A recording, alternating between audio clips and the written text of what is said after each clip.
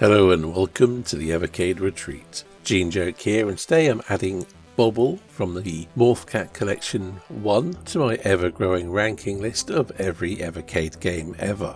Bobl is an aftermarket game for the Nintendo Entertainment System where you control a bubble in a sort of Metroidvania style platformer. Although I wouldn't really say platformer would be the correct term, but it's about the nearest I can get. Because naturally, playing a bubble, if you jump on platforms, you'll pop, and which is essentially dying for your character. Primarily, you're navigating the waterways of this environment. The controls are very simple. You hold down a button to make your bubble dive deeper. When you release it, it will rise back to the surface. You use this to effectively jump out of the water. Although initially you can only dive down so far, you'll get other upgrades which allow you to dive deeper and, well, so on and so forth. This is where the Metroidvania aspect comes in.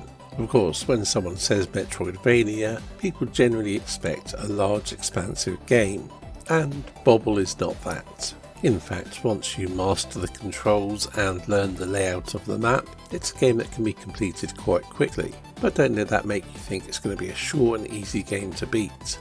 It can be quite challenging in places, but it's never overly frustrating. Graphically, it's a nice looking game. The visuals are very clear cut, you can always tell exactly what everything is, and it generally has a very nice visual aesthetic to it. The sound and music are also similarly effective.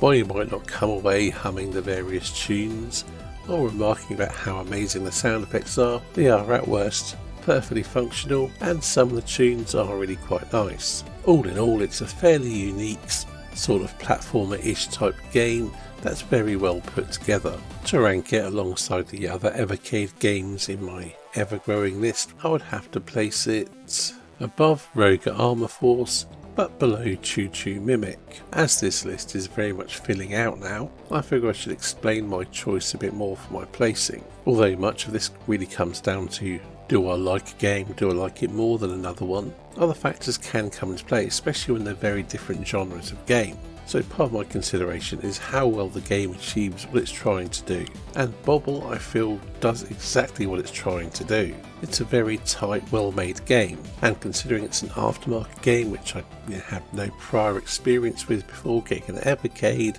I think it says a lot that it stands out. Anyway, that's it for this short video. Thank you for watching, and I'll see you on the next one.